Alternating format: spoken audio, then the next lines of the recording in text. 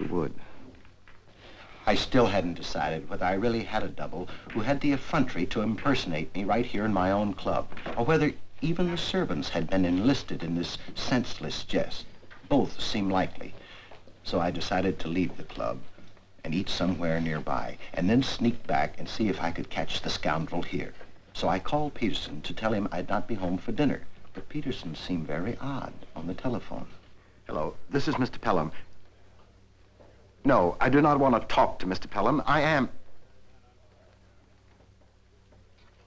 Suddenly I realized that he thought I was home, that this person was there in my apartment. So I rushed home to catch him if I could, not knowing just what to expect. Peterson! Peterson! Oh, you changed your mind, sir? Changed my mind. Well, you were going out for the evening, you said. Oh. Yes.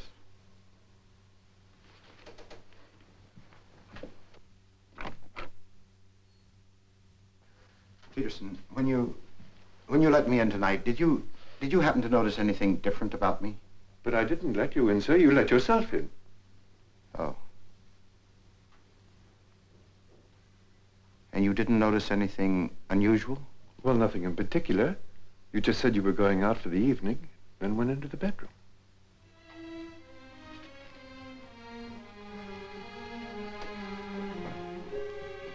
Is anything wrong, sir?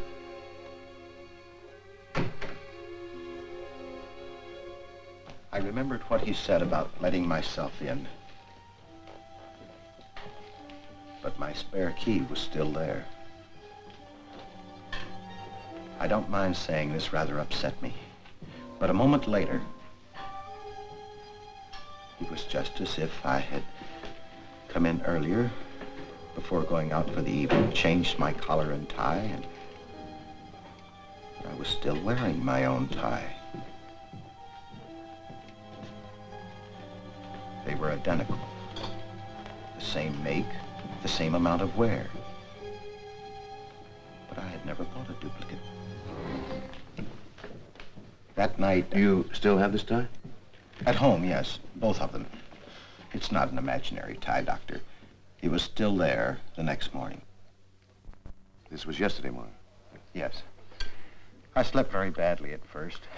Worry, you know, and then overslept in the morning. I didn't feel like going to the office then, and called them and told them I wouldn't be in until after lunch. I had the lock changed on my front door that morning, and only one key to it made. Good idea. I thought of the police, of course. But what good could they do? Besides, he hadn't done anything. Moreover, I'd begun to have the feeling that there was something more than a purely human agency involved in this. That or... I'm not sure I understand what you mean. Well, I'll finish first. Yesterday afternoon, I went to my office.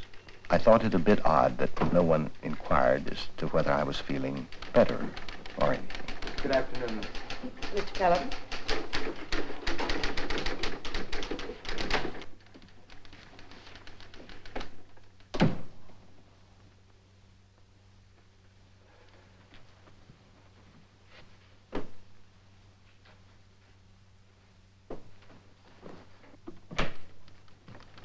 Here are the letters you dictated this morning, Mr. Pelham. Well, I'm glad you felt better and came in. Dear, is it coming back? Is anything wrong? No, I think I'll be all right, Miss Clement. Thank you. Is there anything I could get you? No. I'll be fine. All right. Just buzz if there is anything. Thank you. They were good letters. They were all right. They dealt efficiently with various details of my work, and not only that, although I had not dictated them, they were my letters, not only in phraseology and in style, but in knowledge of what I had to do. So, I signed them. I was at a complete loss. If I went to the police about it, how could I explain those letters when I couldn't even explain them to myself? As a protective measure, I wrote my bank, changing my signature, adding my middle initial, which for some years I had not used. Well, does this bring us up to date? No, it doesn't. I didn't feel like going home when I left the office yesterday afternoon.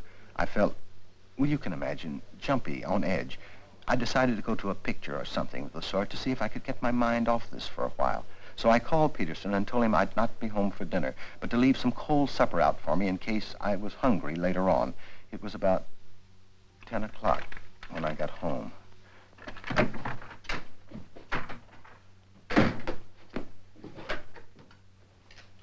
My supper wasn't in the living room, where Peterson usually leaves it, nor was it in the dining room either.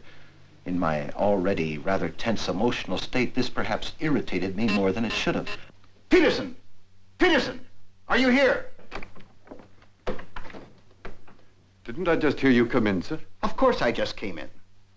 But when did you go out? Go out? Peterson, what is the matter with you? Where's my supper? But you ate it, sir. Don't you remember? Remember? How could I when I just came in? Peterson. But look, sir. Just look. I left the dishes, sir. Don't you remember when you asked for the last half bottle of the claret?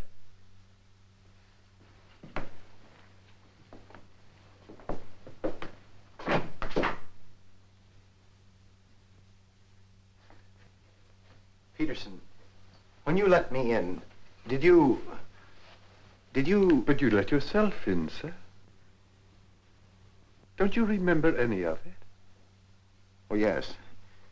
I mean, when I was having supper, Peterson, did you happen to notice how I looked? Or anything unusual? No, sir. You seemed all right then, sir. As a matter of fact, quite gay. Your quip about the taxi driver was most humorous.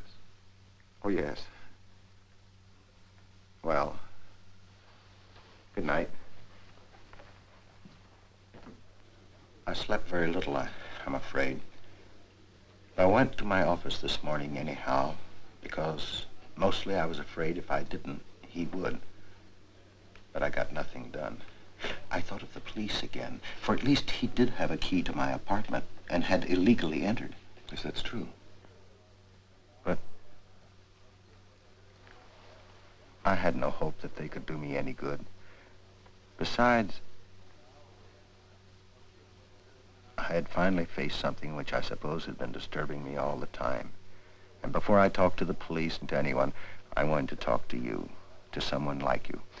You see, what I need to know is, could a man actually be in one place, doing one thing, and still in his mind be elsewhere, doing something else, but so vividly, with such detail, that this is the real, the living part of his life to him? Do you think? Well, let us say something of that nature is possible, Pelham, but under extreme circumstances. Now, when your double was doing these things, were you doing whatever it was with people you knew? Now, last night, for instance, when you went to the movie while he came home and ate your supper, were you with anyone you know? No, but I remember the picture, and it's the one that's running at that theater. I looked it up this morning.